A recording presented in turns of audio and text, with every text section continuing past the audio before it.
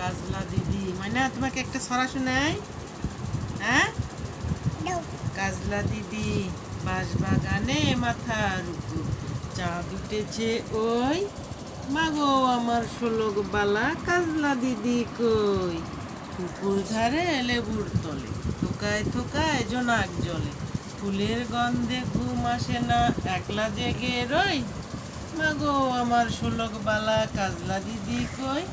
সেদিন হতে কেন মা আর দিদিকে না ডাকো, আমি ডাকি তুমি কেন চুপটি করে থাকো, বলো মা দিদি কোথায় গেছে আসবে আবার কবে, কাল যে আমার নতুন ঘরে পুতুল বিয়ে হবে, দিদির মতো ফাঁকি দিয়ে আমিও যদি লুকাই গিয়ে, তুমি তখন একলা ঘরে কেমন করে রবে, আমিও নাই দিদিও নাই কেমন মজা হবে।